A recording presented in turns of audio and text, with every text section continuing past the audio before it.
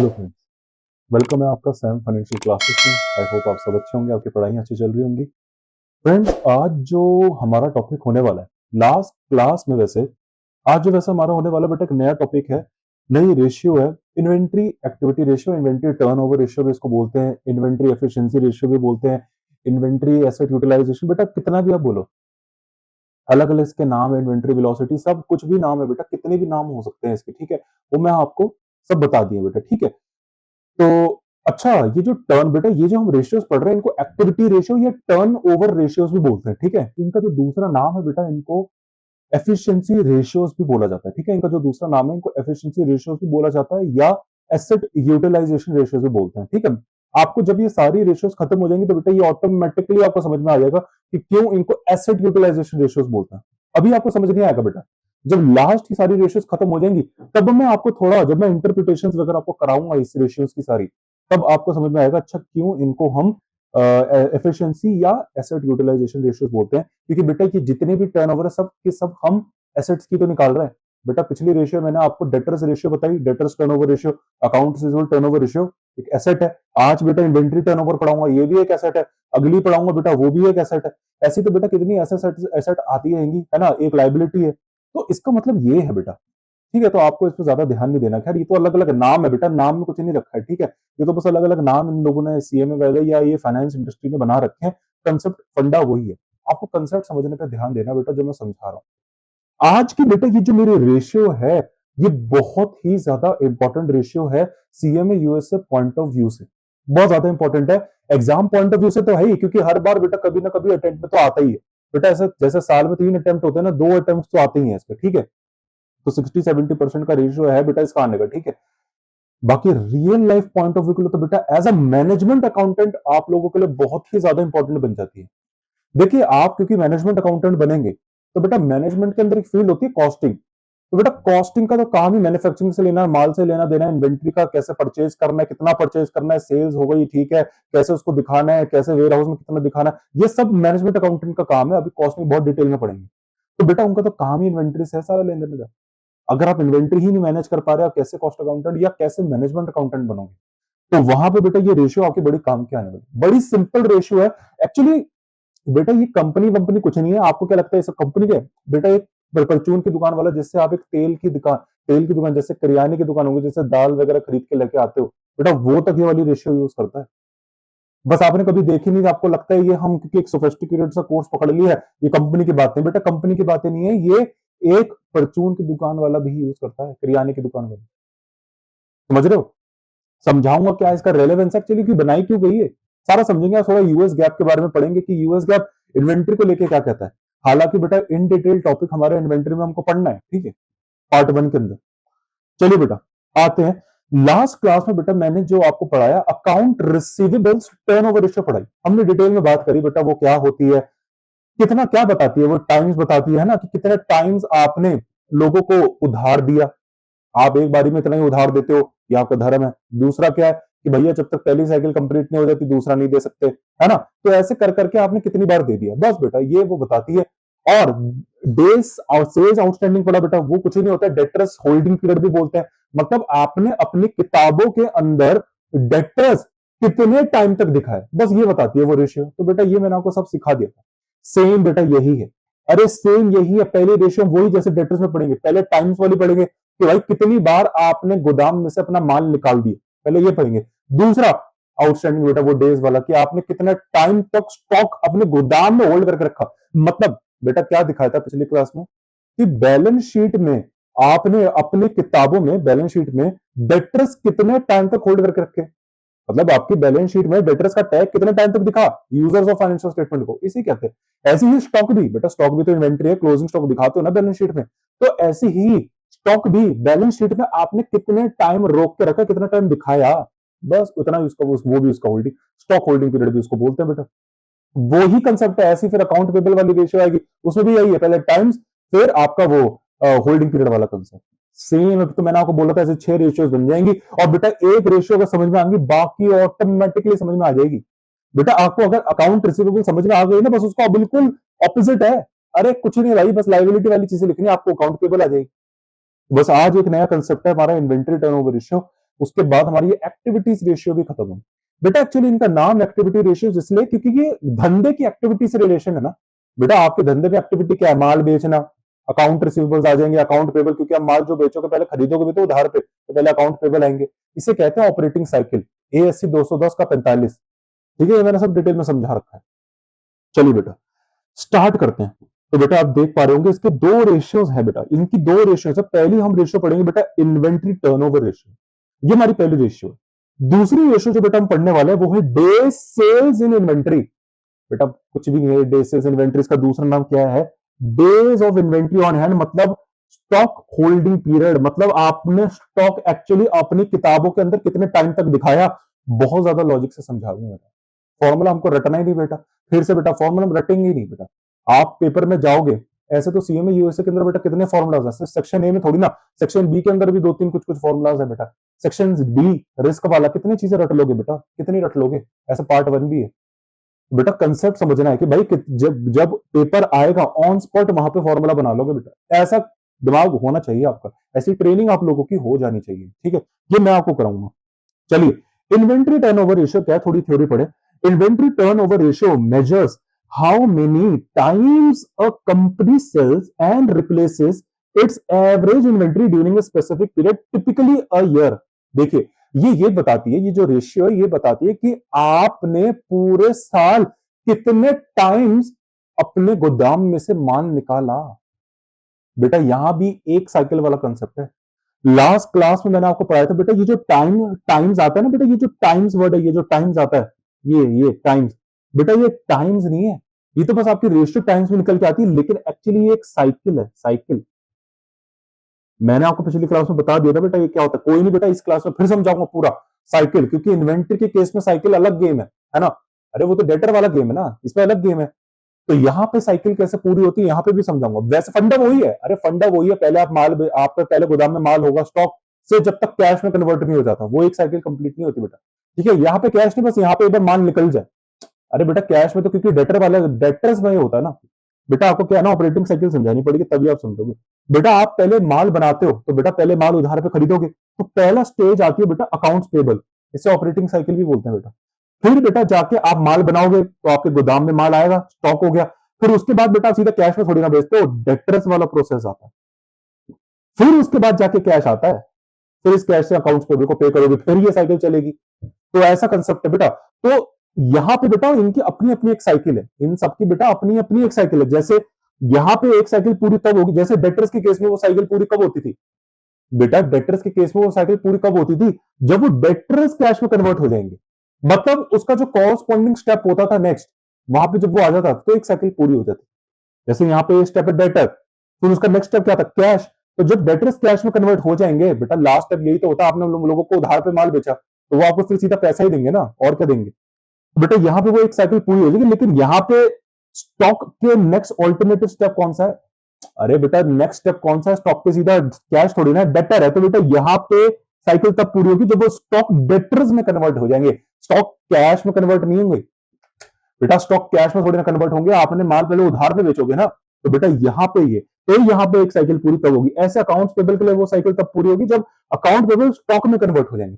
तो जब मैं अकाउंट पेबल आपको पढ़ाऊंगा तो वहां की साइकिल उसकी ऐसी है, ठीक है, लेकिन फंडा वही है। जैसे डेटर्स एक साइकिल पूरी तब होती थी कि आपके डेटर्स ने जन्म लिया, फिर बेटा जब तक वो कैश में कन्वर्ट नहीं हो जाते वो आपके किताबों में दिखेंगे, जैसे वो कैश में कन्वर्ट हुए आपकी एक साइकिल पूरी हो गई है।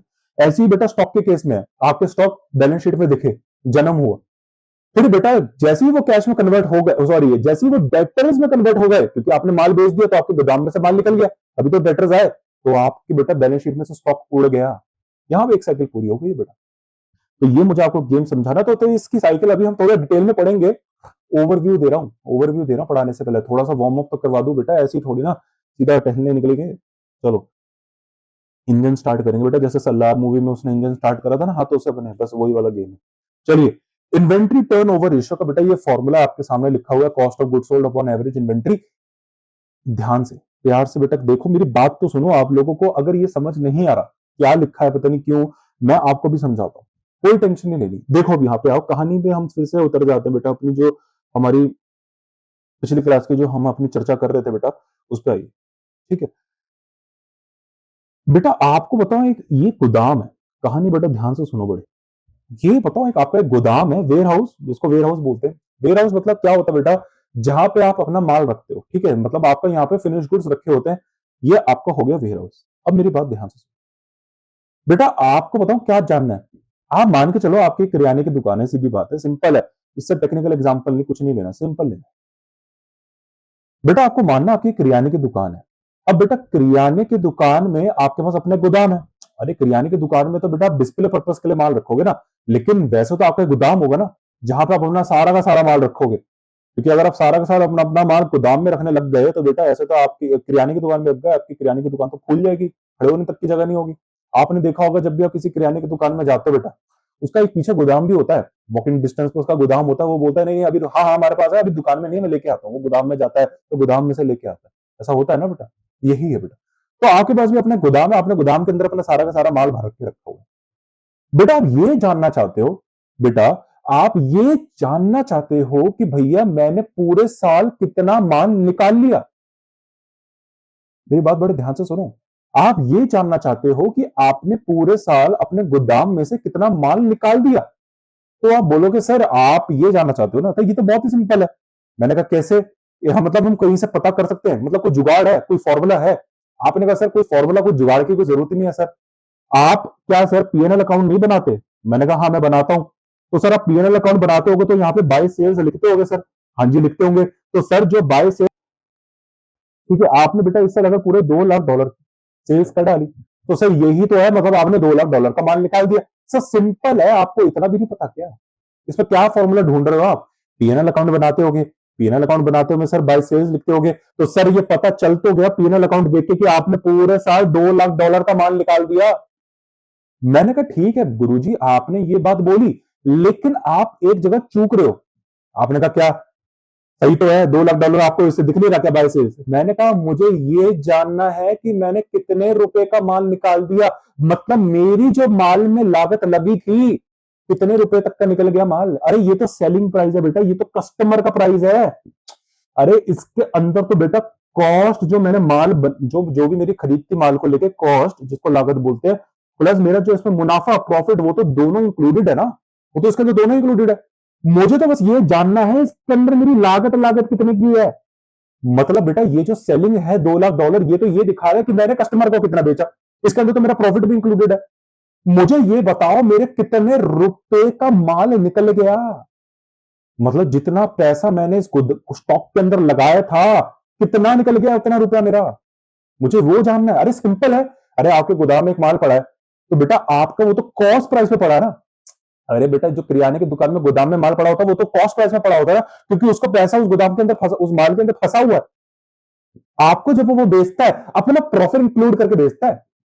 बेटा वो जो गोदाम, एक मेरी बात सुनो, वो जो तेल की बोतल, तेल तेल की जो बोतल है बेटा, वो जो एक किराने की दुकान के मालिक के पास है बेटा, वो कॉस्ट प्राइस पे है, क्योंकि उसका जो जिसने जो उसको पैसा खरीद के खरीदा वो कॉस्ट प्राइस पे है। उसने बेटा उसके लिए तो कॉस्ट प्राइस पे ना, क्योंकि उसका तो बस पैसा फंसा हुआ है, उसने तो अपने उस स्टॉक के अंदर पैसा इन्वेस्ट करके रखा है, वो तो क्योंकि उसकी खरीद है ना, लागत है, तो वो तो कॉस्ट प्राइस पे है। लेकिन जैसे ही वो आपको वो तेल की बोतल आपको दे देता है बेटा, वो कॉस्ट प्राइस तो आपसे रिकवर करेगा, क्योंकि वो, अरे वो तो अपनी कॉस्ट प्राइस रिकवर करेगा ना, क्योंकि उसका तो तेल में पैसा फंसा हुआ है, उसको तो वो अपना पैसा निकालना है, वो तो वो आपसे रिकवर करेगा, साथ में एक मुनाफा भी जोड़ के आपसे रिकवर करेगा।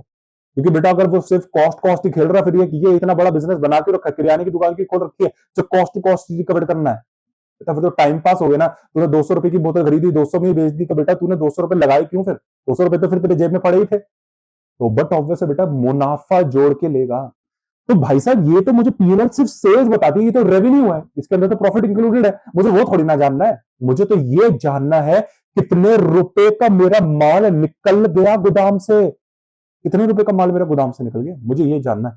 तो आपने कहा ठीक है सर आपको ये जानना है, ये भी कोई बड़ी बात नहीं है सर। आपका जितना आपने $2 लाख का माल बेचा, हाँ, तो इसमें जितना भी आपका प्रॉफिट मार्जिन होगा उतना बेच दो, उतना माइनस कर दो। अरे अगर आपने $2 लाख बेचे तो $2 लाख में से मान के चलते हैं आपका 70,000 प्रॉफिट मार्जिन होगा इसके अंदर। 200 मतलब $2 लाख में आपका 70,000 आपका मार्जिन है, तो मतलब 1,40,000 आपकी कॉस्ट है। मतलब ये जो माल आपने बेच दिया 2 लाख का, इसमें जो आपकी लागत आई थी बेटा वो $1,40,000 आई। और इसका क्या नाम होता है बेटा, वो अगर नाम आप मुझे बता देते ना बड़ा मजा आ जाता। इसका नाम होता है वही बेटा जो बचपन से पढ़ते आ रहे हैं, COGS, cost of goods sold. नाम ही बताता है, नाम ही बताता है भैया, कॉस्ट ऑफ गुड्स सोल्ड, मतलब जो गुड्स मैंने सोल्ड कर दिए उसकी लागत, उसकी कॉस्ट $1,40,000। तो बेटा आप मुझे बात बताओ, क्या मुझे ये लेना चाहिए या ये लेना चाहिए? बट ऑब्वियस है बेटा, मैं ये रेशियो अपने लिए निकाल रहा हूं, किसी दूसरे के लिए नहीं निकाल रहा हूं। तो बेटा अपने लिए निकाल रहा हूं, तो मैं तो जो मेरा पैसा लगाऊं मैं तो वो लूंगा ना, 1,40,000। तो बेटा मैं हमेशा कॉस्ट प्राइस पे दिखाऊंगा, कॉस्ट प्राइस पे, कभी भी सेलिंग प्राइस पे नहीं दिखाऊंगा, क्योंकि सेलिंग प्राइस पे बेटा मेरा माल पड़ा ही नहीं होता गोदाम के अंदर। बेटा गोदाम के अंदर जो माल पड़ा होता है वो सेलिंग प्राइस पे थोड़ी ना पड़ा होता है, वो तो कॉस्ट प्राइस पे पड़ा होता है। क्योंकि जो किराने का मालिक है बेटा, उसका तो बेटा उसने वो तो जितने माल में खरीदेगा उतने ही माल पे तो रिकॉर्ड करेगा।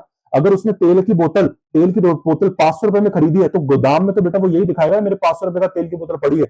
लेकिन जैसे ही वो बेच देगा तो वो ये दिखाएगा मैंने 1,000 की बोतल बेच दी। तो बेटा 500 रुपए इसमें माइनस करेगा, और ये एक 500 रुपए का इसका बेनिफिट आ गया, प्रॉफिट आ गया। ऐसे दिखाता है बेटा। ये तो बेटा बचपन वाली बातें हैं, ये मुझे आपको दिखाने की जरूरत नहीं है। मैं आपको धीरे धीरे वहां से लेके आ रहा हूं, धीरे धीरे वहां से लेके आ रहा हूं। अब आइए बेटा, तो इधर मतलब फिर चलो मेरी फिर कहानी तो सॉल्व हो गई। तो मुझे क्या पूछा, मेरी दिक्कत क्या थी बेटा, मेरी समस्या क्या थी? अरे छोड़ो इन सबको बेटा, मेरी बात बताओ, मेरी समस्या क्या थी? सर आपकी समस्या ये थी, आपको ये जानना था कि आपको पूरे साल आपने कितने रुपए का माल निकाल दिया। तो बेटा पूरे साल के लिए बेटा मेरे पास इनकम स्टेटमेंट है, पूरे साल के लिए बनती है, तो वो मुझे ये बता देगा बाय सेल्स। लेकिन बाय सेल्स में दिक्कत क्या है भैया, उसमें दिक्कत हो जाएगी कि वो तो प्रॉफिट इंक्लूडेड है। मुझे तो ये जानना है मेरा कितने रुपए का माल निकल गया भैया, मैंने जो पैसा लगाया था माल के अंदर कितने रुपए का निकल गया, मुझे तो ये जानना था। तो सर कुछ नहीं है। अरे सर क्यों टेंशन ले रहे हो, इनकम स्टेटमेंट है तो इनकम स्टेटमेंट से बेटा क्या करो सर, सेल्स लो, उसमें से अपना प्रॉफिट मार्जिन माइनस करो, कॉस्ट ऑफ गुड्स सोल्ड निकल के आ जाएगी। बहुत ही प्यारी बात है, ये तो आप लोगों को पता ही है, ये तो बहुत प्यारी बात है, सबको पता है। ठीक है, ये तो मतलब मुझे पता चल गया, चलो मैं बहुत खुश हो गया, चलो मुझे इतना पता चल गया कि भाई साहब पूरे साल मैंने इतना माल निकाल दिया। लेकिन अब मुझे एक चीज ये जाननी है कि जब भी, बात सुनो मेरे बड़े ध्यान से, कि मैं जब भी सेल करता हूं पहली बारी में, मतलब यहां तो मैंने पूरे साल करी है, लेकिन बेटा कभी ना कभी कभी सेल भी तो करता हूं। मतलब जब भी मैं सेल करता हूं, ये तो पूरे साल करी है, जब भी मैं किसी टाइम पे सेल करता हूं, मतलब एक बारी जब भी मैं सेल करूंगा, तो मैं कितने अमाउंट की सेल करूंगा? ये जो मैंने सेल करी है ये तो मैंने पूरे साल करी है बेटा। बेटा ये तो पूरे साल करी है ना, ये तो गोदाम में से जो मैंने माल निकाला ये तो पूरे साल निकला। ये जो मैं, मुझे इतना पता चल गया हाँ मेरे गोदाम में से इतने रुपए का माल निकल गया, यही तो कॉस्ट ऑफ गुड्स सोल्ड होता है। अरे कॉस्ट ऑफ गुड्स सोल्ड क्या बताती है, आपके गोदाम में से इतने रुपए तक का माल निकल गया, ये तो बताती है। लेकिन मुझे तो ये जानना है जब भी मैं पहली बारी सेल करता हूं, तो उस पहली बारी में मैं कितनी सेल करता हूं, मुझे ये जानना है। सर आपकी तो नीड्स ही बढ़ी जा रही है, कभी आप ये जानते हो, अब आपको ये जानना है। सर अब आपने हमको समझा क्या? बेटा आप मैनेजमेंट अकाउंटेंट हो ना, मेरी हेल्प करो, मुझे समझाने में मदद करो, कैसे निकालूं मैं? सर अभी हमने आपको ये तो निकाल के बता दिया कि आपको पूरे साल कितनी, आपको ये जानना था कि पूरे साल आपका कितना गोदाम में से माल निकल गया, वो तो हमने निकाल के दिखा दिया, बहुत ही सिंपल है। लेकिन अब अगर आपको ये जानना है कि आप पहली बारी में कितनी सेल करते हो, मतलब पहली बारी में से कितना माल निकालते हो, तो ये कैसे पता चलेगा?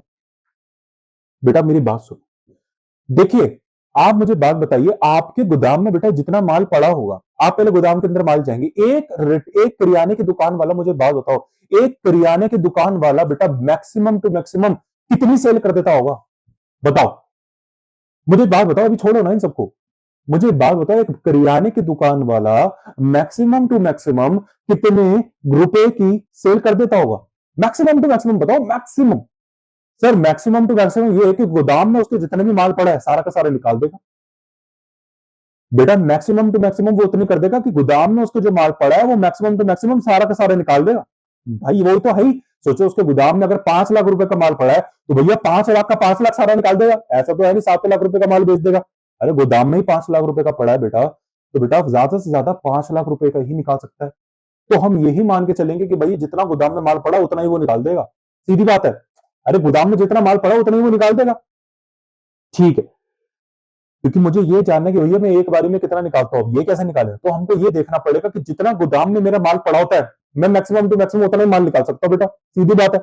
तो अब मुझे लेकिन ये जानना है कि भैया मेरे गोदाम में माल कितना पड़ा होता है, मुझे ये जानना है। क्योंकि मुझे इतना पता चल गया कि भाई मैं एक बारी में कितना निकालूंगा, भाई तो एक बारी में मैक्सिमम टू मैक्सिमम जितना तेरे गोदाम में पड़ा उतना निकाल देगा। सिंपल लॉजिक है। एक बार में मुझे कितना निकालना है, ये फिक्स थोड़ी ना। वो तो बेटा आपको मैंने बताया ना पिछली क्लास में भी, कि कुछ फिक्स थोड़ी ना, आज मैं इतना निकाल रहा हूँ, कल में कुछ और निकालूंगा, परसों में कुछ और निकालूंगा। तो एक एवरेज लेना पड़ेगा। तो बेटा मैं मैक्सिमम टू मैक्सिमम एक दिन के अंदर कितना माल निकाल दूंगा, जितना मेरे गोदाम के अंदर पड़ा है उतना ही निकाल दूंगा। लेकिन समस्या ये है, मेरे गोदाम में माल कितना पड़ा होता है ये नहीं पता। सर कर क्या रहे हो, कभी कुछ चाहिए, कभी कुछ चाहिए, कभी कुछ चाहिए, आपकी तो नीड ही बढ़ी जाएगी। हाँ बेटा मैं धीरे धीरे लेके आ रहा हूं। अभी समस्या ये थी कि मैं एक दिन के अंदर कितना माल बेच देता हूं, तो वो तो ठीक है, वो समझ में आ गया कि भाई साहब मैक्सिमम तेरा जितना गोदाम में पड़ा होगा सर उतना ही तुम बेच दोगे, उतना ही बेच दोगे। लेकिन अब मैं आपसे ये पूछ रहा हूं, ठीक है अगर ऐसा है तो मुझे फिर आप ये बता दीजिए कि मेरे गोदाम में फिर मैक्सिमम टू मैक्सिमम कितना पड़ा है। मैक्सिमम टू मैक्सिमम गोदाम में कितना पड़ा, जो जितना पड़ा होगा फिर उतना ही मैं मैक्सिमम टू मैक्सिमम मतलब रोज में बेचा करूंगा। तो सर अब आप उसको निकालने के लिए तो सर आपको यहां पे आना पड़ेगा बैलेंस शीट में। मैंने कहा क्यों, देखिए सर बैलेंस शीट में क्या है, 2024 की ये बैलेंस शीट है। उसमें आप क्या लिखते हो सर, इन्वेंट्री लिखते हो। इन्वेंट्री यहां पे है बेटा, देखिए 31 जनवरी 2024, ये क्लोजिंग स्टॉक लिखते हो ना बेटा, ये ओपनिंग स्टॉक है, क्लोजिंग स्टॉक है। तो इस साल की बैलेंस शीट में क्लोजिंग स्टॉक ही लिखोगे बेटा, ऑब्वियस है $3.5 लाख।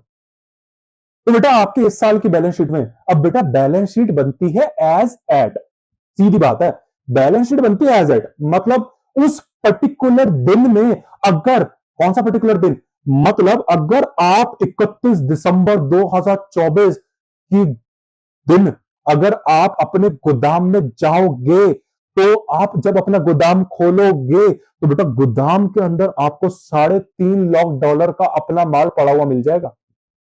बेटा बैलेंस शीट क्या बनती है, एसेट बनती है ना। तो बेटा एसेट का मतलब क्या है, उस पर्टिकुलर दिन में आप जब अपना गोदाम खोलोगे तो बेटा आपको अपने गोदाम के अंदर $3.5 लाख का माल पड़ा हुआ मिल जाएगा, $3.5 लाख का माल मिलेगा।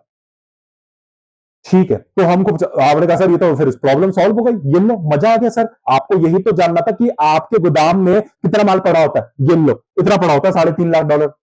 मैंने कहा ठीक है $3.5 लाख पड़ा होता है, लेकिन एक दिक्कत और है।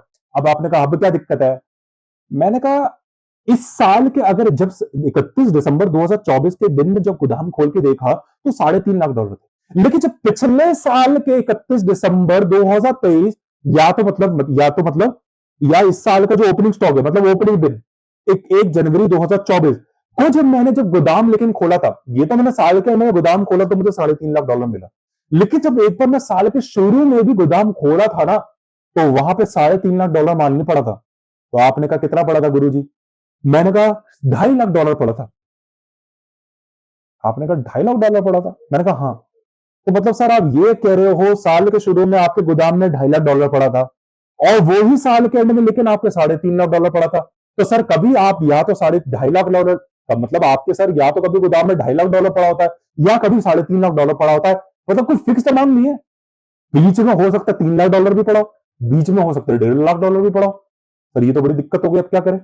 बेटा मैंने आपको क्या बोला था, जब भी दिक्कत है तो क्या लेना पड़ेगा, मोटा मोटा हिसाब लेना पड़ेगा। बेटा जब मोटा मोटा हिसाब लेना है उसको क्या बोलते हैं, एवरेज इन्वेंटरी लेना पड़ेगा। कि भैया पता नहीं है फिक्स, कुछ फिक्स नहीं है भैया, यहाँ पे कोई कंसिस्टेंट अमाउंट नहीं है कि भैया यहाँ पे साल के शुरू में या तो सर आप कंसिस्टेंट अमाउंट रखो, लेकिन आप तो रखोगे नहीं। आप यहाँ पे $3.5 लाख रख रहे हो साल के एंड में, साल के शुरू में आप $2.5 लाख रख रहे हो, तो कोई कंसिस्टेंट अमाउंट नहीं। अब तो यहाँ पे हमको एक मोटा मोटा हिसाब लेना पड़ेगा कि मोटा मोटा गोदाम के अंदर इतना रहता ही रहता है, कि कभी $2.5 लाख रहता है तो कभी $3 लाख रहता है। तो भैया यहाँ पे हम एक एवरेज अमाउंट ले लेंगे, कभी $2.5 लाख रहता है, कभी $3 लाख रहता है। तो भैया यहाँ पे रहता कितना है, यहाँ पे $3 लाख रहता है मोटा मोटा। मतलब मोटा मोटा मेरी बात सुनो बड़े ध्यान से, ये जो मैं कहने वाला हूं मतलब ऑन एन एवरेज बात कर रहे हैं, मतलब ऑन एन एवरेज जब भी आप गोदाम के अंदर बेटा जाएंगे तो आप गोदाम में पाएंगे कि आपके हमेशा वहां पे $3 लाख का माल पड़ा ही रहता है। बड़े ध्यान से सुनो, मतलब मोटा मोटा ऑन एन एवरेज बेटा जब भी आप अपने गोदाम के अंदर जाएंगे, जब भी कह रहा हूं, मतलब चाहे आप 1 जनवरी को जाओ, 2 जनवरी को जाओ, 3 को जाओ, 1 जुलाई को जाओ, 1 सितंबर को जाओ, या साल के एंड में 31 दिसंबर 2024 को जाओ, जब भी जाओगे गोदाम खोलोगे, मोटा मोटा वहां पे $3 लाख का माल हमेशा पड़ा ही रहेगा, पड़ा रहेगा। अब बड़े ध्यान से बेटा, अब माइंड के अंदर लॉक रखो, अभी $3 लाख आ गए, उसको 1 सेकंड के लिए अपने माइंड में लॉक रखो बेटा। अब आपको इतना पता चल गया कि आपके पास हमेशा गोदाम के अंदर कितना रहता है, $3 लाख का माल। अब बड़े ध्यान से सुनो, किराने की दुकान का मालिक है, उसको इतना पता चलेगा कि भैया जब भी मैं अपने गोदाम के अंदर जाऊंगा, वो अपने उसको बोलेगा छोटू जा गोदाम में कितना माल है। छोटू ने बताया सर गोदाम में माल टेक के आना। आपने कहा हाँ। अच्छा, आपने उसको जाने से बोला देखियो $3 लाख का माल पड़ा रहेगा, क्योंकि जब भी गोदाम के अंदर हम जाते हैं $3 लाख का माल होगा ही होगा। तो उसने कहा ठीक है। तो वो जो आया आपका, वो उसने कहा ठीक है हाँ जी मालिक आप सही कह रहे थे, $3 लाख का ही माल पड़ा हुआ है। ठीक है। अब समस्या आई कि आप एक दिन के अंदर कितनी सेल कर दोगे, कितना माल निकाल दोगे। बेटा गोदाम के अंदर कितना माल पड़ा बता दो, $3 लाख। तो मैक्सिमम टू मैक्सिमम आप कितनी सेल कर दोगे दिन की? अरे एक बारी की कितने दिन की सेल कर दोगे? $3 लाख। अरे भैया जब गोदाम में $3 लाख का ही माल पड़ा है, तो ज्यादा से ज्यादा मैक्सिमम टू मैक्सिमम $3 लाख की सेल्स करता हूं। मतलब $3 लाख तक का ही गोदाम से माल निकाल सकता हूं, मतलब ₹3 लाख का ही माल निकाल सकता हूं। बेटा ये जो माल आया है $3 लाख कॉस्ट प्राइस पे है, बट ऑब्वियस क्योंकि ओपनिंग स्टॉक क्लोजिंग सब कॉस्ट प्राइस पे होते हैं, पता है नहीं, है ना? ठीक है। तो ये $3 लाख तक का ही माल निकाल सकते हो। अब मेरी बात बड़े ध्यान से सुनो बेटा, मैंने आपके इस केस में एक एग्जांपल, मैंने यहाँ पे कॉस्ट ऑफ गुड्स सोल्ड आपको निकाल के दिया बेटा, ठीक है, मैंने आपको निकाल के दिया है। हालांकि बेटा पेपर में एक स्टेप आगे जा सकता है, इतना सिंपल आ नहीं सकता। वो क्या करेगा बेटा, वो आपको सेल्स निकाल के देगा, ग्रॉस प्रॉफिट निकाल के देगा, और आपको कॉस्ट ऑफ गुड्स सोल्ड निकालना पड़ेगा। बेटा निकाल लेंगे, बेटा निकाल लेंगे ना, कोई दिक्कत है नहीं बेटा। बेटा ये तो अकाउंट्स वाला गेम है बेटा। सेलिंग प्राइस आपको दे रखा है बेटा, कभी भी सेलिंग प्राइस मत ले लेना, कभी भी सेलिंग प्राइस मत ले लेना। सेलिंग प्राइस लेने से क्या दिक्कत हो जाएगी, उसके अंदर प्रॉफिट मार्जिन इंक्लूड होता है। बेटा सेलिंग प्राइस गलती से भी मत ले लेना, क्योंकि आप यहां पे ये निकाल देखना चाहते हो कि आपकी गोदाम से कितना माल निकला, तो गोदाम में से कितने रुपए का माल निकला वो सेलिंग प्राइस नहीं बताता, वो कॉस्ट ऑफ गुड्स सोल्ड बताता है। सीधी बात है बेटा, ये आपको बड़े ध्यान से देखना बेटा, क्योंकि बेटा सेलिंग प्राइस हम ऑलरेडी ले चुके हैं डेटर्स वाले केस में, वो डेटर्स में आता है। सीधी बात है बेटा, यहाँ पे तो हम गोदाम गोदाम खेल रहे हैं, तो यहाँ पे तो गोदाम की सारी चीजें कॉस्ट प्राइस पे रिकॉर्ड होती है। सीधी बात है, टेंशन नहीं लेनी बिल्कुल। चलो, तो बेटा यहाँ पे मैंने आपको, क्योंकि हमें थोड़ा अपना कैलकुलेशन इजी करना है, ज्यादा लंबा नहीं करना, तो मैंने यहाँ पे आपको already cost of goods sold निकाल के दे दिया। हालांकि आप सेल्स में से जब प्रॉफिट मार्जिन माइनस करेंगे, अरे प्रॉफिट कौन सा, ग्रॉस प्रॉफिट, वो आप माइनस करेंगे तो आपका कॉस्ट ऑफ गुड्स सोल्ड निकल के आ जाएगा। ठीक है। अब बेटा 15 लाख डॉलर, अब $15 lakh cost of goods sold का मतलब क्या है, पूरे साल बेटा कॉस्ट ऑफ गुड्स सोल्ड पूरे साल की आती है ना, क्योंकि इनकम स्टेटमेंट पूरे साल की बनती है, तो ये आपकी पूरे साल की सेल्स है। ठीक है। तो ये दिखाती है कि पूरे साल आपने अपने गोदाम में से कितने रुपए का माल निकाल दिया। बड़े ध्यान से सुनो, बड़े ध्यान से सुनो, आपने अपने गोदाम में से पूरे साल कितने रुपए का माल निकाल दिया, $15 लाख का निकाल दिया। बेटा आपने पूरे साल अपने गोदाम में से $15 लाख तक का माल निकाल दिया। लेकिन हमने तो ये निकाला कि जब भी हमारे गोदाम में कितना माल पड़ा होता है, अभी हटाओ इस कॉस्ट ऑफ गुड्स सोल्ड को, हमारे गोदाम में ऑल द टाइम कितना माल पड़ा होता है, $3 लाख। तो जब भी आप मैक्सिमम टू मैक्सिमम सेल्स करेंगे, कितनी करेंगे, मैक्सिमम में मेरा हमेशा कितना माल पड़ा रहता है, $3 लाख। तो मैक्सिमम टू मैक्सिमम हमेशा कितनी सेल कर सकते हैं, $3 लाख। तो अगर हमने $3 लाख सेल्स कर दी, तो ये $15 लाख सेल कैसे आ गई। अरे सर आपने $3 लाख सेल कर दी, तो आप एक बार आपने $3 लाख सेल कर दी होगी, तो सर आप दोबारा भी तो फिर माल बनाओगे, तो फिर $3 लाख करोगे, फिर माल बनाओगे, तो फिर $3 लाख करोगे, फिर माल बनाओगे। ऐसे आप बार बार बनाओगे, फिर बार बार बेचोगे, बार बार बनाओगे, बार बार बेचोगे, तो ऐसे तो फिर पूरे साल आपने 15 लाख की कर दी होगी। यही तो लॉजिक है। हाँ बेटा यही लॉजिक। अब सुनो, आपने आपने पूरे साल बेटा कितने लाख की सेल्स कर दी, 15 लाख। लेकिन हमारे गोदाम में, बड़े ध्यान से सुनो, हमारे गोदाम में बेटा लेकिन कितने रुपए का माल ऑल द टाइम पड़ा ही रहता है, $3 लाख। तो मैक्सिमम टू मैक्सिमम आप कितनी सेल्स करते हो, $3 लाख। $3 लाख की कर सकते हो ना सर, आपके गोदाम में, क्योंकि तो ऑल द टाइम $3 लाख पड़ा रहता है ना, तो मैक्सिमम टू मैक्सिमम $3 लाख का माल निकाल सकते हो।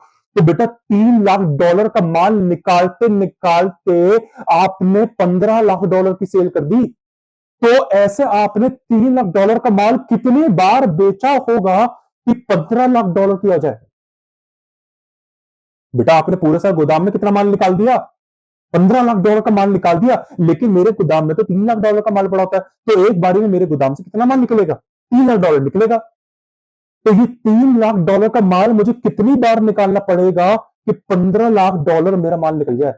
बेटा कुछ नहीं है तो 5 टाइम्स निकालना पड़ेगा। सेकंड क्लास का बच्चा बता देगा ये तो। पूरे साथ $15 लाख का माल गोदाम से निकाला, लेकिन मेरे गोदाम में तो $3 लाख ही माल पड़ा रहता ऑल द टाइम। तो मैं मैक्सिमम टू मैक्सिमम एक टाइम्स कितना निकाल सकता, एक बार में कितना निकाल सकता हूं, $3 लाख का माल निकाल सकता हूं। तो 15 लाख निकालने के लिए मुझे कितनी बार $3 लाख वाले निकालना पड़ेगा, 5 टाइम्स। 5 टाइम्स निकालना पड़ेगा, तो ये आ गया बेटा 5 टाइम्स। ये 5 साइकिल्स, अब ये साइकिल वाला कंसेप्ट समझाना है क्या, ये देखो बेटा, ये रहा वो formula, inventory turnover ratio is equal cost of goods sold upon average inventory. समझाने की जरूरत है? अरे करियाने की दुकान वाले ने बनाई है फॉर्मूला, आपको क्या लग रहा है किसी मैनेजमेंट अकाउंटेंट ने बनाई है? बस बेटा आपके सोफिस्टिकेटेड कोर्स के अंदर आ गई तो आपको लग रहा है ये बहुत टॉप चीज होगी, मैनेजमेंट अकाउंटेंट्स पढ़ रहे होंगे। कुछ नहीं है बेटा, किरियाने की दुकान वाला भी बनाता है ये रेशियो। क्या बात कर दी आपने। अब किसी होलसेलर मार्केट के अंदर चले जाना बेटा, वहां होता है, सारे लोग यूज करते हैं इस फॉर्मूले को बेटा। वो आपको उनके पास फॉर्मूला नहीं है ना, वो ऐसे करते हैं जैसे मैंने आपको लॉजिक्स पढ़ा है। वो तो बोलते हैं अच्छा मैंने पूरे साल इतना निकाल दिया ना, गोदाम में ऑल द टाइम इतना पड़ा ही रहता है, तो एक बारी में इतना तो निकालता ही हूँ, तो इतना माल निकालने के लिए मुझे इतनी बार निकालना पड़ेगा, 5 बार निकालूंगा, 5 बार निकालूंगा बेटा। वो ऐसे करते हैं, दिमाग के अंदर करते हैं। आप लोग फॉर्मूला यूज करके कर रहे हो, वो ऐसे कर लेते हैं दिमाग के अंदर। तो मैंने आपको एक फॉर्मूला का डेरिवेशन बता दिया बेटा। और एवरेज इन्वेंटरी क्यों बताते हैं, बस इसका ये पर्पस है कि गोदाम में हमारे पास ऑल द टाइम माल कितना पड़ा रहता है, बस ये पर्पस है। क्योंकि बेटा एवरेज लेना पड़ेगा ना, क्योंकि क्लोजिंग में कुछ और है, ओपनिंग में कुछ और है, तो एक मोटा मोटा हिसाब निकाल लिया एवरेज, सीधी बात है। तो ये है वो फॉर्मूला बेटा, एक एग्जांपल से मैंने आपको समझाया, तो ये आ गया 5 टाइम्स। अब इसकी इंटरप्रिटेशन है बेटा, इसकी जो कंपनी है sold and replenish its entire, replenish मतलब उसने पूरी की पूरी खत्म कर दी, its entire inventory 5 times during the year. This suggest that the company is efficient in moving its stock. However whether 5 times it goes depends on the industry, बेटा ये डिपेंड करता है इंडस्ट्री में, ठीक है। A grocery store would expect a much high turnover ratio than a luxury car dealership. अभी ये मैं आपको समझाऊंगा, अगर आपको ये समझ नहीं आ रहा बेटा क्या होता है। Turnover industry to industry depend करता है, ठीक है बेटा। जो बहुत ही जैसे किराने की दुकान वाला है बेटा, उसका टर्नओवर रेशियो बहुत ज्यादा होता है, लेकिन अगर जैसे आप किसी रोल्स रॉयस कंपनी में जाओगे, वहां पे टर्नओवर रेशियो बहुत कम होगा बेटा, बट ऑब्वियसली उसकी जो एवरेज इन्वेंट्री होगी और बेटा जो पूरे साल वो सेल्स करेगा वो बहुत कम होगी। सोचो बेटा, मेरी बात सुनो बेटा, वो अपनी इन्वेंट्री बहुत कम मेंटेन करेगा। आपको क्या लगता है रोल्स रॉयस मारुति, बेटा मारुति सुजुकी के कोई भी प्लांट में जाना माने सर बेटा, वहां पे इतनी दूर तक आपको दिखेगा भाई इतनी कार क्लोजिंग स्टॉक में बना रखी है बेटा। रोल्स रॉयस में थोड़ी ना ऐसा है, रोल्स रॉयस में उसने थोड़ी लंबी लाइन थोड़ी ना बना दी है बेटा, वो ऑर्डर के वो कस्टमाइज ऐसे करके बनाते हैं। तभी उनका लंबा साइकिल है, उनकी ऑपरेटिंग साइकिल भी बहुत लंबी चलती है, 6-6 महीने ऐसे करके बेटा वो पूरा कस्टमाइज करके बनाते हैं, ऐसे थोड़ी ना। और उन्होंने मारुति सुजुकी की तरह बेटा बिल्कुल ही लंबी 6-7 ऐसे कितनी कितनी हजारों कितनी लाखों में उन्होंने कितनी प्लांट बना रखा है, इतना कार्स बना रखी खड़ी कर दी है, ऐसे थोड़ी ना होता है। इतना पैसा थोड़ी ना फंसा कर गए, लग्जरी कार है मजाक है इसलिए बेटा। तो वो एक तो उनकी इन्वेंट्री भी बड़ी कम होती है, just in time inventory system वो फॉलो करते हैं बेटा। समझेंगे ये सब क्या होता है, ठीक है। तो मैंने आपको ये बेटा ये चीज समझाई। यहाँ पे ये जो रेशियो 5 टाइम्स है, ये इसका मतलब ये है बेटा, आपने पूरे साल 15 लाख रुपए का माल गोदाम से निकाल दिया। ये टोटल है, पूरे साल की बात हो रही है, पूरे साल की, एक बार की बात नहीं हो रही, पूरे साल की बात हो रही है। आपने पूरे साल 15 लाख रुपए का माल गोदाम से निकाल दिया, लेकिन आप एक बारी में तो सिर्फ 3 लाख रुपए का ही माल निकालते हो। अब ऐसा क्यों? क्योंकि आपके गोदाम में रहता ही 3 लाख रुपए का माल है। भाई 3 लाख रुपए का 5 लाख होता, मैं 5 लाख निकाल देता। 3 लाख रुपए का ही माल है, तो 3 लाख रुपए का ही माल एक बारी में निकाल पाऊंगा मैक्सिमम टू मैक्सिमम। तो अगर 3 लाख रुपए निकालूं, तो इस स्पीड से अगर 3 लाख रुपए निकालूं, तो 3 लाख रुपए निकालने की वजह से जो मेरी स्पीड होगी वो 5 टाइम्स ही होगी बेटा। अगर 3 लाख रुपए का माल निकालने की स्पीड है, मतलब बेटा अगर आप 3 लाख रुपए ही निकाल रहे हो एक बारी में, अगर आप जितना ज्यादा निकालोगे तो क्या उतनी ज्यादा जल्दी आपकी पूरे साल का माल कवर नहीं हो जाएगा? अगर बेटा आप 3 लाख की जगह 5-5 लाख निकाल रहे हो, 5-5 लाख एक बारी में, तो बेटा पूरे साल 15 लाख निकालने के लिए आपको कितना निकलना, तो 3 बारी में कवर हो जाएगा। तो 3 बारी तो निकालना है, 3 बारी में आपको पूरे साल का निकल जाएगा। लेकिन आप 3 लाख, 5 लाख नहीं, आप 3 लाख निकाल रहे हो, तो आपकी स्पीड थोड़ी स्लो हो गई माल निकालने की, 2 लाख से कम हो गई ना। तो अगर आप 3 लाख करके निकालते हो, क्योंकि आपके गोदाम में रहता ही 3 लाख है, तो बेटा आपको ऐसे पूरे साल 5 टाइम्स निकालना पड़ेगा। लेकिन एक मसला समझ नहीं आ रहा, क्या है सर वो मसला? आपने पूरे साल 5 लाख का माल निकाल दिया, मान के चलो बेटा, मान के चलो, ये एक टाइमलाइन बना लेता हूं मैं, ये टाइमलाइन है बेटा, ये है जून 1, ये है जून 30, मान के चलते हैं, और ये बीच का महीना ले लेते हैं जून 15। बेटा आपके पास जून 1 में यहाँ पे $3 लाख है बेटा। मैंने आपको क्या बोला था, एवरेज इन्वेंट्री का क्या मतलब होता है? एवरेज इन्वेंट्री मतलब जब भी आप गोदाम के अंदर जाएंगे, ऑल द टाइम आपको $3 लाख का माल दिखेगा ही दिखेगा, सीधी बात है। हम एक मोटा मोटा हिसाब लगा लेते हैं एवरेज इन्वेंट्री से, ठीक है। तो $3 लाख का बेटा आपको माल दिखेगा। लेकिन क्या आप मुझे बात बताओ, आपने बेटा 3 लाख रुपए, $3 लाख का माल आपके पास पड़ा था, अब बेटा आपने उसको बेच दिया, तो बेटा सोचो 30 जून को आपने बेच दिया, मान के चलते हैं, तो बेटा क्या 30 जून को आपका गोदाम जीरो नहीं हो जाएगा? $3 लाख का माल गोदाम में रखा था, तो बेटा ये $3 लाख का मतलब बाद बेच दोगे माल। अरे गोदाम में रखा तो बेचने के लिए रखा होगा ना, तो बेच दिया। अब बेच दिया तो बेटा गोदाम में माल है या नहीं? नहीं है, तो ना होने को मैथ्स में क्या बोलते हैं? जीरो। तो बेटा गोदाम में तो माल जीरो हो जाएगा। लेकिन अगर ये जीरो हो गया तो ये ईयर एंड में भैया ये $15 लाख का माल कैसे बेच दिया? $15 लाख का माल कैसे बेच दिया? जब एक बारी में $3 लाख, जब गोदाम के अंदर $3 लाख का माल पड़ा था और जब मैंने वो बेच दूंगा तो गोदाम जीरो हो जाएगा, खाली हो जाएगा। तो ऐसे तो फिर मैंने पूरे साथ $15 लाख का माल कैसे बेच दिया? ये इस हिसाब से तो बेटा, इसके हिसाब से तो मैंने सिर्फ ईयर एंड में, इसके हिसाब से तो बेटा मैंने सिर्फ $3 लाख का ही माल बेचा है। बेटा $3 लाख का ही माल बेचा है ना। टेक्निकली बेटा गोदाम के अंदर $3 लाख था, अब वो बेच दिया तो पूरे साल की सेल्स कितनी हुई? $3 लाख, क्योंकि गोदाम उसके आगे बेच नहीं सकता। अरे कैसे बेचूंगा? गोदाम जीरो हो गया बेटा, गोदाम जीरो है, गोदाम में कोई माल ही नहीं है। माल होता आगे तो कुछ बेचता ना। तो ये कैसे हुआ? ये कुछ मैच नहीं हो रहा बेटा, ये तो कुछ मैच नहीं हो रहा। ये क्या दिक्कत हो गई बेटा? ये क्या प्रॉब्लम हो गई बेटा? प्रॉब्लम दिक्कत क्या है मैं बताता हूं बेटा। आप रुक गए, एक्चुअली आपने गोइंग कंसर्न कंसेप्ट की धज्जियां उड़ा दी। सर वो क्या होता है बेटा? गोइंग कंसर्न कंसेप्ट ये कहता है कि एक बार धंधा बन गया तो हम ये मान के चलेंगे कि भैया वो धंधा फिर चलता ही रहेगा, चलता ही रहेगा। तो बेटा धंधा चलता रहेगा तो जिस चीज के लिए आपने धंधा खोला तो क्या वो नहीं चलेगी? तो बेटा जो प्रोडक्ट आपने धंधे के साथ खोला है तो बेटा बेटा क्या आप वो प्रोडक्ट बनाते नहीं रहोगे? और बनाते रहोगे तो फिर क्या बेचते नहीं रहोगे? बेचते रहोगे। दिक्कत क्या करी बेटा? आपने यहां अपनी प्रोडक्शन बंद कर दी। जैसे ही आपके गोदाम में $3 लाख आपने बेचा तो गोदाम जीरो हो गया, तो बेटा नया माल क्यों नहीं आया दोबारा 1 जुलाई को? ये 1 जुलाई को नया माल क्यों नहीं आया? मेरा क्वेश्चन ये है। दिक्कत यहां आपने ये करी बस। तो बेटा यहां पे आपको प्रोडक्शन बंद नहीं करनी। ऐसा थोड़ी ना होगा बेटा, आप किराने की दुकान में जाते हो, कभी किराने की दुकान में उसका गोदाम खाली आ गया तो बेटा वो क्या वो अपना क्या धंधा बंद कर देगा? बेटा बेटा किराने की दुकान में जाते हो, उसका गोदाम में उसका सारा का सारा माल खत्म हो गया तो अब से आपको वो कभी किराने की दुकान दिखेगी नहीं, बंद हो गई वो दुकान।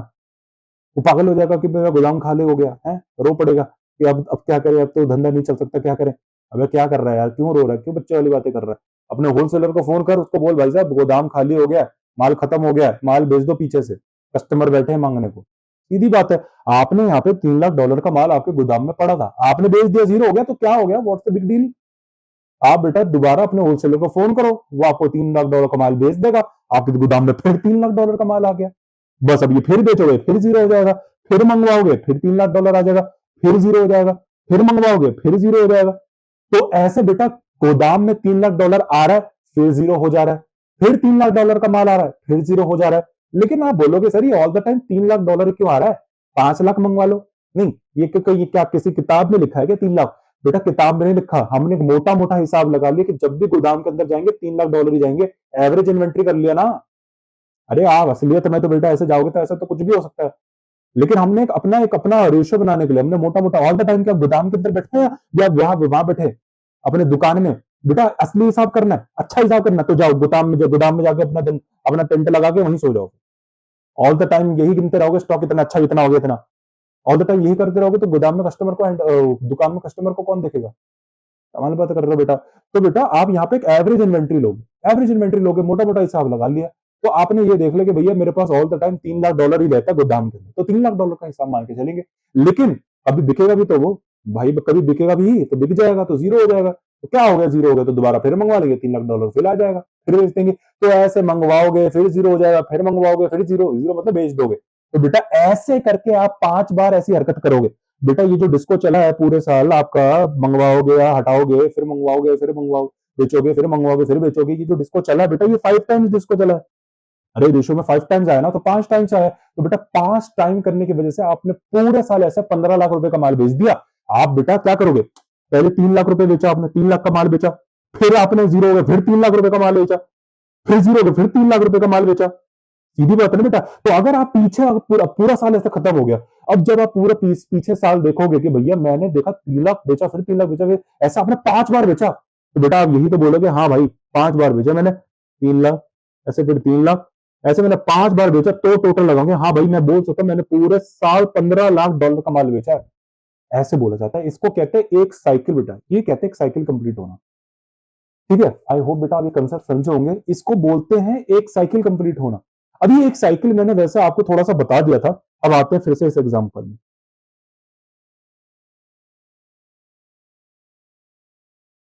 तो जो ये जून 1 है, ये जून 15 है, और ये जून 30 है। ठीक है, यहां पे बेटा आपके पास $3 लाख का माल पड़ा था। मान के चलो बेटा, अब ये बड़ी इंपॉर्टेंट बात बता रहा हूं, इसको सुनना, अगर आप इसको नहीं समझे तो आपका काम हो गया बेटा इस रेशियो में, फिर मैं बता रहा हूं, इसको बहुत ध्यान से समझना पड़ेगा। सोचो बेटा 1 जून में आपके पास आप गए गोदाम में, बेटा धर्म क्या कहता है कि जब भी गोदाम के अंदर जाएंगे $3 लाख माल होना चाहिए, वरना हो गया काम। बेटा यही तो धर्म है इसका कि भैया अगर आपके गोदाम के अंदर ऑल द टाइम $3 लाख का माल दिखना चाहिए, कुछ नहीं कर सकते इसके अलावा, क्योंकि एवरेज इन्वेंट्री है, दिखना चाहिए, ना इससे कम ना इससे ज्यादा, $3 लाख माल होना चाहिए।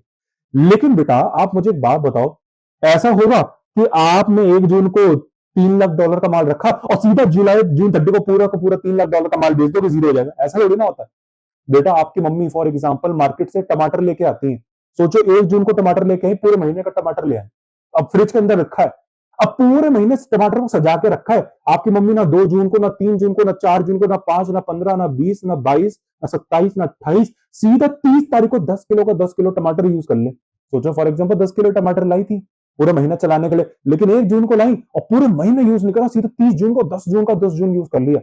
कर सकते हैं नहीं कर सकते? बकवास है। आप बोलोगे सर क्या है, हाइपोथेटिकल एग्जांपल है ना, हो ही नहीं सकता बेटा, पॉसिबल ही नहीं है, क्या बकवास है, पूरे महीने करा नहीं, 10 किलो एक साथ यूज कर लिया, दिक्कत आ जाएगी बेटा, यहाँ पे तो ऑब्सोल्यूट कॉस्ट बढ़ जाएगी। ऐसे ही बेटा इन्वेंट्री के साथ होता है। अरे भैया इन्वेंट्री के साथ यहाँ पे मैं आपको क्या कहता हूँ, ऑल द टाइम 3 लाख रुपए की इन्वेंट्री दिखनी चाहिए, इसका मतलब आप ऐसे तो बोलोगे सर, अगर आप बोल रहे हो 3 लाख, जब भी हम गोदाम के अंदर जाएंगे 3 लाख रुपए की इन्वेंट्री दिख रही है, तो सर ऐसे तो कभी हम माल ही नहीं बेच पाएंगे। मैंने आपको क्या बोला, धर्म क्या है, जब भी गोदाम के अंदर जाओगे 3 लाख रुपए का माल दिखना चाहिए। लेकिन अगर ये रूल है, तो बेटा आप जब भी गोदाम के अंदर जाओगे 3 लाख रुपए का माल, तो फिर आप इसको कभी बेचोगे नहीं, क्योंकि आपका धर्म क्या है, हमेशा जब भी गोदाम के अंदर जाऊंगा 3 लाख रुपए का माल दिखना चाहिए, दिखना चाहिए ना बेटा टेक्निकली। तो बेटा टेक्निकली तो ऐसे हम इस माल को बेच ही नहीं सकते, क्योंकि जैसे ही हमने इसको बेचा जीरो हो जाएगा, जीरो हो जाएगा तो बेटा माल जीरो, क्या करें, तो ये दिक्कत हो जाएगी। तो बेटा इसका आंसर मैंने अभी आपको क्या बताया, बेटा जब ये जीरो हो जाएगा तो तेरा होलसेलर क्या क्या वहां पनवेल चला गया क्या, कहां चला गया, जुपिटर मार्स चला गया क्या, वहां पे घर बसा लिया उसने? बेटा उसको फोन करो ना, बोलो ना भाई जीरो हो गया, यहाँ पे अब भाई गोदाम में मालिक को 3 लाख रुपए का माल दिखना चाहिए, नहीं दिखा तो चटनी बना देगा। तो भाई साहब यहाँ पे आपको 3 लाख रुपए का माल ऑर्डर कर दोगे, जैसे ऑर्डर कर दोगे फिर प्लस हो जाएगा, क्या दिक्कत है? ऐसे ही फिर बेटा 1 जुलाई की कहानी चलेगी आपकी, जुलाई 1 को आपके पास फिर से $3 लाख का माल गोदाम में चला गया, अब वो लेकिन फिर जीरो हो जाएगा, तो बेटा फिर माल ऑर्डर कर देना, क्या दिक्कत हो गई? लेकिन ये तो तब हुआ जब आपने माल मंगवाया और सीधा महीने के एंड में जाके बेच दिया। लेकिन बेटा ऐसे हर बार थोड़ी ना होता है, सारे बिजनेस तो बेटा, आप किराने की दुकान में जाते हो, वो तो हर दिन कुछ ना कुछ सेल करता है, ऐसा थोड़ी ना एक बार को माल मंगवाएगा और महीने के एंड में जाकर सेल करेगा, ऐसा होता है क्या? नहीं होता। बेटा सोचो 3 जून 15 को, बेटा सोचो जून 15 को उसके गोदाम में 1 लाख रुपए का माल बचा है, तो इससे क्या प्रतीत होता है? आपके 1 जून को उसके गोदाम में कितना माल पड़ा था? $3 लाख। 15 जून को जब वो गोदाम के अंदर गया, कितना पड़ा है? 1 लाख। बेटा भूकंप आ गया गोदाम, बेटा भूकंप आ गया, भूकंप। आप बोलोगे सर भूकंप कैसे आ गया? बेटा धर्म क्या कहता था कि गोदाम के अंदर जब भी जाए, बेटा ये मालिक कह रहा है कि भैया मैं जब भी गोदाम के अंदर जाऊंगा मुझे $3 लाख का माल पड़ा होना चाहिए, नहीं गया तो नौकरी गई तुम्हारी। तो आपने कहा भैया ये तो बहुत पसीने छूट गए, मैंने तो $2 लाख का माल बेच दिया, 3 लाख में से गोदाम में सिर्फ 1 लाख बचा है, क्या करूं? मालिक आने वाला है, मालिक को ऑल द टाइम गोदाम में $3 लाख का माल दिखना चाहिए, क्या करूं क्या करूं क्या करूं? होलसेलर को फोन करा, भाई $2 लाख की माल की शॉर्टेज है, $2 लाख माल बेच दे। $2 लाख माल बेच देगा। अब गोदाम के अंदर मालिक आया, उसने कहा हाँ दिख तो रहा है $3 लाख, $3 लाख का माल दिखे। आपने कहा छुट्टी जान भैया, अगर ये होलसेलर $2 लाख का माल नहीं बेचता तो ये आज हमको ही वेनियस में भेज देता बेटा, सीधी बात है बेटा, ठीक है? तो $1 लाख का माल बचा था, लेकिन ये तो धर्म के खिलाफ हो गया। कहना था बेटा 3 लाख रुपए का ऑल द टाइम, क्योंकि एवरेज इन्वेंट्री ना मोटा मोटा हिसाब है, ऑल द टाइम इन्वेंट्री के अंदर गोदाम के अंदर 3 लाख रुपए का माल दिखना चाहिए। लेकिन यहाँ पे अगर 2 लाख रुपए का माल बेच दिया 15 जून तक, 15 जून को तो 1 लाख रुपए का माल है, अब क्या करें, एक हमको तो 3 लाख दिखाना है, मतलब जब भी गोदाम में जाओ 3 लाख रुपए का माल दिखना चाहिए। तो बेटा जितना शॉर्टेज है उतना मंगवा लेंगे।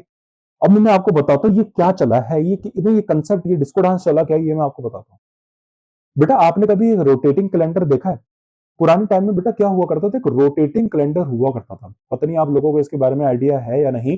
जब से स्मार्टफोन्स आए हैं इसलिए अब इतना अनपॉपुलर हो चुका है, लेकिन पहले ऑफिस डेस्क पे तो हुआ था, कुछ कुछ घरों में भी हुआ करता था बेटा। उसमें क्या होता था बेटा, एक सोचो ये वाली जो डेट है, यहाँ पे देखो ये वाली जो डेट है, सोचो बेटा ये आज की करंट डेट, ठीक है, जो भी आज डेट चल रही है, और इसकी जो पीछे है बेटा ये वाली, इसके जो पीछे है ये कल की डेट है। अब बेटा अब नया दिन आ गया, तो नया दिन आ गया तो बेटा क्या होता था, ये डेट ऑटोमेटिकली पीछे चली जाती थी, और एक नई डेट जो इसके पीछे थी ये आगे आ जाती थी, जैसे नया दिन आ गया। इसे कहते थे रोटेटिंग कैलेंडर। अब यहाँ पे क्या होता था बेटा, लेकिन इसका मैकेनिज्म थोड़ा समझो। इसमें पता क्या होता था, जैसे ही पुरानी डेट ऊपर जा रही थी, ये जो नई डेट इसके नीचे थी ये भी साथ में ऊपर आ रही होती थी। ऐसा नहीं होता था बेटा पहले ही ऊपर जाती थी फिर पीछे जाती थी, फिर ये वेट करता था, अच्छा चला गया अब मैं आता हूं, ऐसे। बेटा फॉर एग्जाम्पल मैं आपको एक बात बताता हूं, आपने कभी सूरज की ट्रेजेक्टरी देखी है? सूरज चंद्रमा की ट्रेजेक्टरी देखी है? ये देखिए, ये सूरज चंद्रमा की ट्रेजेक्टरी है। सोचो ये है बेटा सन, और ये है मून, ठीक है, ये है मून, ये हो गया मून। बेटा आपने देखा होगा जैसे ही ये मून, सोचो ये इस मून का बेटा हो गया, बेटा ये मून सोचो चला गया, है ना, क्या बोलते थे नहीं अभी मुझे याद नहीं आ रहा, ठीक है। लेकिन अब सन का बेटा सनराइज हो रहा है, तो बेटा जब का सन का सनराइज होता है ना, वो ऐसे नहीं करता कि हाँ पहले मून को जाने दो, कि भैया पहले मून को जाने दो, मून जाएगा, अच्छा मून चला गया, पहले सूरज देख रहा है कोने पे बैठ के, हाँ मून चला गया अब मैं आ जाता हूं, ऐसा नहीं होता बेटा। जैसे ही सोचो ये मून है, सोचो बेटा यहाँ पे सूरज है, ये मून है, अब बेटा ये जो पहले मून है, ठीक है, ये सूरज है, बेटा ये जो मून है ना, मून, ये ऐसा नहीं कि सूरज यहाँ पे बैठा ऐसा नहीं देख रहा कि यहाँ पहले इस मून को जाने दो, ये पूरा जाएगा, हाँ चला गया अब मैं आ जाता हूँ, नहीं बेटा ऐसा नहीं होता। ये जैसे ही मून मूव हो रहा होता है ये भी उसी लेंथ में मूव हो रहा होता है, और ऐसे आ जाता है पोजीशन में यूं, फिर इनके साथ फिर ऐसा चलता है, ये दोनों एक साथ मूव हो रहे होते हैं, ऐसा नहीं ये पहले जाएगा पूरा अपना गेम खत्म करेगा तब मैं आऊंगा, नहीं, जैसे जैसे ये मूव हो रहा था वैसे वैसे ही ये भी साथ में आ रहा था साइमल्टेनियसली। ऐसे ही बेटा जैसे वो कैलेंडर हुआ करता था, कैलेंडर हुआ करता था बेटा, जैसे ही ये पुरानी डेट नीचे जा रही थी साथ में नई नई डेट ऊपर आ रही होती थी। तो जैसे ही अगर बेटा पुराना वाला अगर आधा ही मूव हुआ है तो नीचे वाला भी आधा ही आया बाहर अभी, तो जैसे ही पूरा जाएगा तो ये पूरा है। फॉर एग्जाम्पल बेटा आपने घड़ी देखी, घड़ी, अब बेटा इससे ज्यादा एग्जाम्पल नहीं समझा सकता। घड़ी देखिए, घड़ी, बेटा ये जो मिनट वाली सुई होती थी, मिनट, बेटा ये थोड़ी थोड़ी थोड़ी थोड़ी बेटा मूव हो रही होती थी, जैसे ही थोड़ी थोड़ी मूव होती थी बेटा आप देखोगे कि ये थोड़ा सा ये भी मूव होता था। बेटा ये जो घंटे वाली सुई होती थी ना, घंटे वाली सुई, छोटी वाली सुई, ये जो मिनट की सुई होती थी ना बेटा, अगर ये थोड़ी थोड़ी मूव होती थी, आप देखना बेटा ध्यान से कभी, ये भी हल्की हल्की मूव हो रही थी। बेटा ऐसा नहीं होता, ऐसे नहीं होता था बेटा कि ये पूरे अपने 60 मिनट लगाइए तभी एकदम से ये जंप करके आ जाएगी 102 पे, बेटा ऐसा होता है क्या कभी? आप कभी किसी घड़ी को ध्यान से देखना, सोचो ये छोटी सुई एक पे है, बेटा पूरे मिनट में पूरे पूरे मिनट की सुई ने जो लंबी वाली सुई है उसने पूरे 60 मिनट कर लिए। ये ऐसा थोड़ी ना एक बार में, एक सेकंड में, एक बारी में पूरा एक कदम रख देती है, ऐसा नहीं, तो बेटा ये धीरे धीरे धीरे ये भी मूव हो रही होती है। तो कंसेप्ट में यहाँ पे क्या समझाना चाहता हूं बेटा, कंसेप्ट में यहाँ पे ये समझाना चाहता हूं, जैसे ही आपके गोदाम में सोचो ये 3 लाख रुपए का माल है, इसमें से 3 लाख रुपए में से थोड़ा थोड़ा थोड़ा थोड़ा थोड़ा निकलता रहेगा ना बेटा, साथ में आपके गोदाम में थोड़ा थोड़ा थोड़ा थोड़ा थोड़ा थोड़ा न्यू स्टॉक की एंट्री होती रहेगी। आपके गोदाम में जो $3 लाख माल है, इसमें से सोचो बेटा थोड़ा थोड़ा थोड़ा थोड़ा आप बेच रहे हो, तो बेटा फिर साथ में साइमल्टेनियसली आपके गोदाम के अंदर न्यू स्टॉक की भी थोड़ी थोड़ी थोड़ी थोड़ी एंट्री होती रहेगी। फॉर एग्जाम्पल आपने $3 लाख में से $50,000 का माल बेच दिया, तो बेटा ऑन स्पॉट जैसे ही बेचा $50,000 का नया माल आप तुरंत डाल दोगे। बेटा आपके घर में सोचो, फॉर एग्जाम्पल अगर मैं बात करूं, अगर एलपीजी सिलेंडर वाला कंसेप्ट है, अगर इलेक्ट्रिक नहीं है, आजकल बहुत सारे घरों में भी बेटा आज भी एलपीजी सिलेंडर यूज होता है, तो बेटा आप कभी ध्यान से देखना, जैसे ही आपका सिलेंडर खत्म हो जाता है या होने वाला होता है, आपकी मम्मी क्या करती है, उसको ऑलरेडी पहले बुक कर देती है। जैसे ही खत्म हो जाता है नया सिलेंडर आ जाता है, नया सिलेंडर आ जाता है, और जैसे ही आप नया सिलेंडर कर देते हो, आप उसको बुक कर दो, भैया मेरा पुराना सिलेंडर खत्म हो गया, नया नया सिलेंडर लिया, आ जाता है बेटा वो उस टाइम। इसे कहते हैं रेप्लेनिश, कि जैसे ही हो जाता है आपने उसको रिफिल कर दिया बेटा। जैसे ही आपका स्टॉक रेप्लेनिश हुआ, मतलब खत्म होना स्टार्ट हुआ, आप अपने गोदाम को फिर से उतने अमाउंट से भर रहे हो, तभी आपके गोदाम के अंदर ऑल द टाइम 3 लाख रुपए दिखेगा। बेटा ये एक इल्यूजन है आपको, बेटा ये कोई भ्रम है, दृष्टि भ्रम है बेटा, दृष्टि भ्रम। आप गोदाम में जब भी जाओगे आपको ऑल द टाइम 3 लाख रुपए का माल कैसे दिख सकता भाई? अगर ऐसे दिखने लगा इसका मतलब आप क्या कोई माल नहीं बेचते बेटा, बेचते हो। लेकिन ये बेटा ये जो गोदाम वाला है ये बड़ा चालू है, ये मालिक को बड़ा बेवकूफ बना के रखता है, दृष्टिभ्रम बना के रखता है। मालिक को ऐसा लगता है यार कमाल है यार, ऑल द टाइम माल के अंदर, गोदाम के अंदर 3 लाख रुपए का ही माल पड़ा रहता है, तो बेचता कैसे है फिर ये? तो गोदाम के अंदर ऑल द टाइम 3 लाख, इसको पता ही नहीं है बेटा, इसको पता ही नहीं है। मैनेजमेंट अकाउंटेंट वाला बंदा है इसका, ये स्टॉक कीपर। ये क्या करता है, जैसे ही गोदाम में से माल निकल रहा होता है जितना, ये उसका तुरंत उतने अमाउंट से फिल कर देता है। जैसे यहाँ पे अगर बेटा देखो, यहाँ पे 15 जून को 1 लाख रुपए का माल था, तो 2 लाख रुपए का माल निकल गया, मतलब यहाँ पे। तो ये क्या कर रहा था बेटा, ये जैसे 2 लाख रुपए का माल निकाला, इसमें 2 लाख रुपए का माल दोबारा इसके अंदर डाल दिया, तो यहाँ पे 15 जून को फिर से 3 लाख रुपए का दिख रहा है। तो ये रीजन है बेटा, ये क्या करता है, जैसे ही उतने में अमाउंट निकलता है, ये दोबारा उतना अमाउंट का खरीद लेता है। तो इससे ऑल द टाइम आपके गोदाम में 3 लाख रुपए का माल दिखता है, और सेल की सेल भी हो गई। तो ये है साइकिल। अच्छा, अब एक साइकिल कंप्लीट कब होती है ये मैं आपको बता देता हूं। इसको बोलते हैं बेटा, ये जो मैंने अभी आपको ऊपर वाला कंसेप्ट बताया, इसको ही बोलते हैं टर्न ओवर करना। आपका स्टॉक 5 टाइम्स टर्न कर रहा है, मतलब जैसे आपका $3 लाख का माल 5 बार टर्न हुआ, 5 बार निकला ना बेटा ऑन स्पॉट, जैसे आपका वो $3 लाख का आपने 5 बार निकाला बेटा, 5 टाइम्स फिर आपने नया माल लेकिन खरीदा भी, क्योंकि गोदाम के अंदर ऑल द टाइम आपको $3 लाख का माल दिखाना है। बेटा सीधी बात है, अगर आप गोदाम में से पूरे साल आपने $15 लाख का माल अगर बेच दिया, तो बेटा $15 लाख का बेटा कैसे बेच दिया, गोदाम में तो $3 लाख ही लेता है। इसका मतलब आपने 5 बार फिर गोदाम में $3 लाख भरा भी होगा। सीधी बात है बेटा, सीधी बात है। लॉजिक से मैंने आपको ये बताया। अब देखिए बेटा, यहाँ पे साइकिल क्या है बेटा, ये एक साइकिल कंप्लीट कब होती है, जैसे डेटर के केस में साइकिल कब कंप्लीट होती थी, एक डेटर जिंदा होया June 1, और ये है June 30। एक डेटर बेटा जिंदा होता था June 1 को, जब जैसे ही उसका कैश में कन्वर्ट हो गया, मतलब डेटर ने कैश में पेमेंट दे दी, डेटर की हो गई मौत, डेटर खत्म हो गया बेटा। राइट बेटा, जिसको हम हिंदी में, ये हिंदी में बोल रहा हूं बेटा, अकाउंट्स की भाषा में इसको बोलते हैं डेटर्स को राइट ऑफ कर दिया, बैलेंस शीट में से हटा देना। मतलब कितने टाइम आपका एक डेटर सांस लेगा इस धरती पे, धरती मतलब इस बैलेंस शीट की भूमि पे, कब तक सांस ले सकता है एक डेटर, जब तक बेटा वो कैश में कन्वर्ट नहीं हो जाता। बस एक बार कैश में कन्वर्ट हो गया, मकसद पूरा हो गया, चलो निकलो, हो गया बेटा, इतनी ही लाइफ थी। ऐसी ही बेटा स्टॉक कब तक आपकी बैलेंस, स्टॉक भी एक एसेट है, तो स्टॉक की भी इस जीवन काल में, इस धरती में, इस बैलेंस शीट की भूमि के अंदर, क्या एक एसेट, क्या एक स्टॉक की भी एक लाइफ होगी या नहीं होगी? अरे बेटा बैलेंस शीट एक धरती है, धरती जैसे धरती के अंदर हर एक मानव की, कोई भी जो भी अपना ये कौन है, लिविंग ऑर्गेनिजम्स, बेटा इन सबकी एक लाइफ है, नश्वर है। ऐसी ही बेटा बैलेंस शीट भी एक धरती है, जिनके अंदर जो इसकी जितने भी एलिमेंट्स हैं सबकी एक लाइफ है बेटा, कभी भी अनंत काल तक नहीं रह सकते।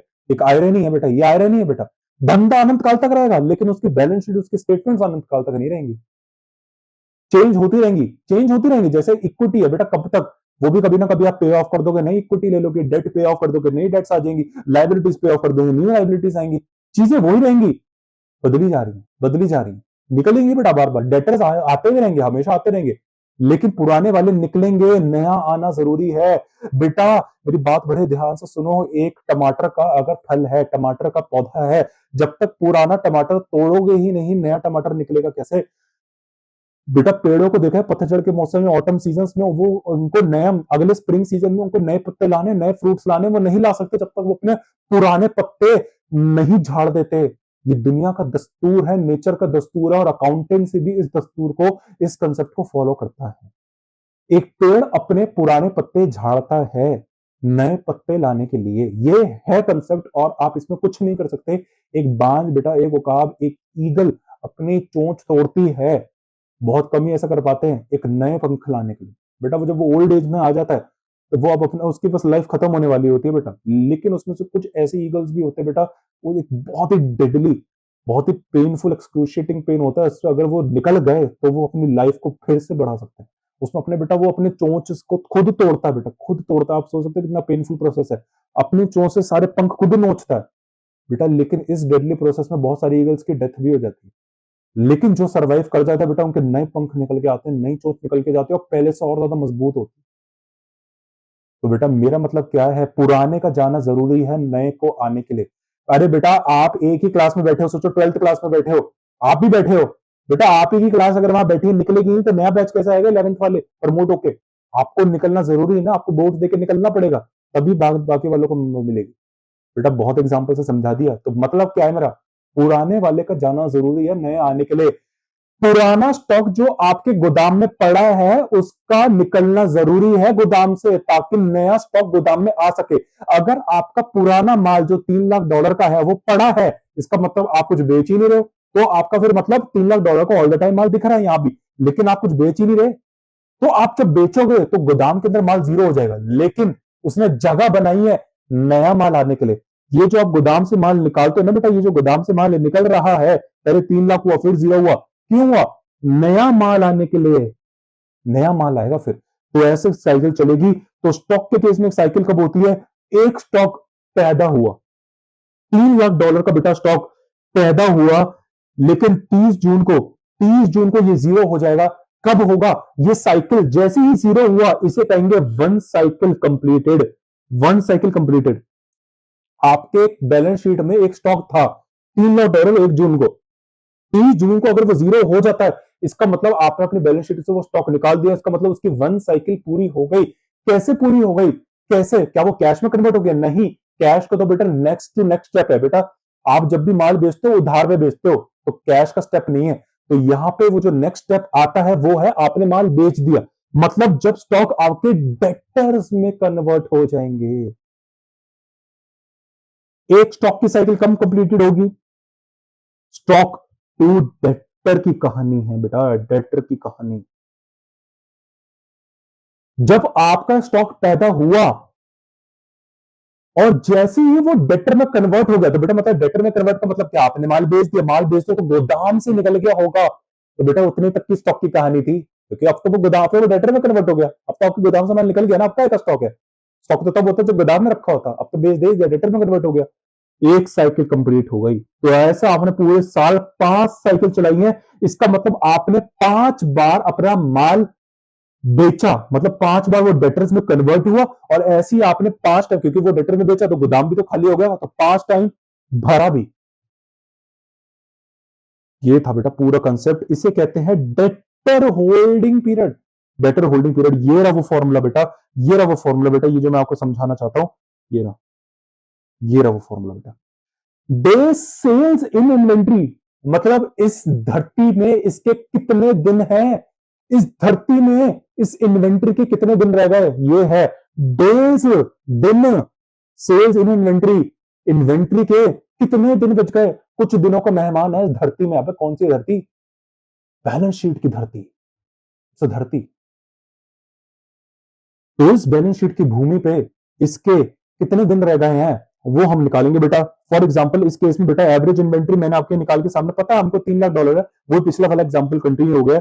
कॉस्ट ऑफ गुड्स सोल्ड कितनी, $15 लाख। इन्वेंट्री टर्नओवर रेशियो कितनी है, 5 टाइम्स, ये हमने पिछले केस में निकाल ली।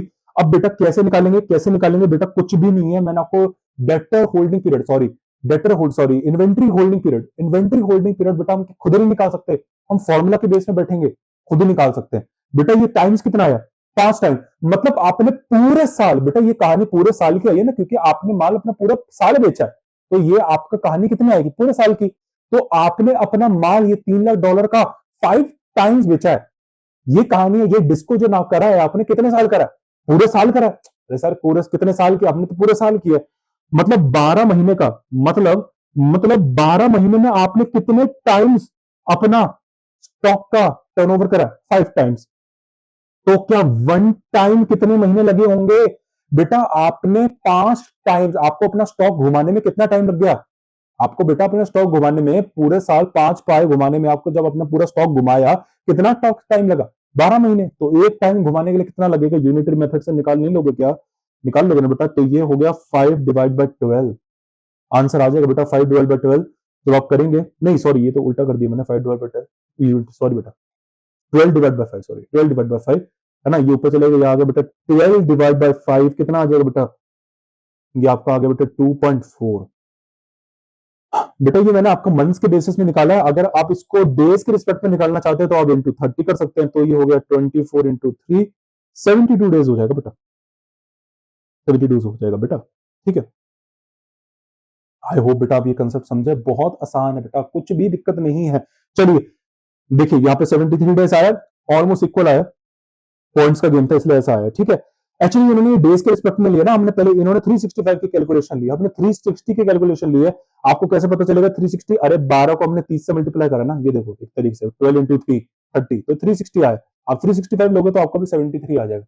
अच्छा आपको एक बात बता देता हूं बेटा, कभी भी ये यहाँ पे हम बात जो फॉर्मूला निकाल रहे हैं डेज के रिस्पेक्ट में निकाल रहे हैं, तो कभी भी 12 नहीं लेना, कभी भी 12 नहीं लेना। ये तो बस मैं आपको ऐसे समझा रहा हूँ, लॉजिकली मंथ्स के रिस्पेक्ट में निकालना सिखा रहा हूं, लेकिन क्योंकि रियल लाइफ में भी जनरली बेटा मंथ्स को ही लेते हैं वो, ठीक है, लेकिन सबका अलग अलग। यूएस गैप में लेकिन डेज को लेकर चलते हैं, यूएस में बेटा डेज लेते हैं, हमारे इंडिया में बेटा जनरली यहाँ पे भी बेटा मंथ्स भी लेकर चलते हैं, ठीक है। तो डेज में बेटा आपको क्या करना है, हमेशा डेज लिखना है, 365 लिखना है।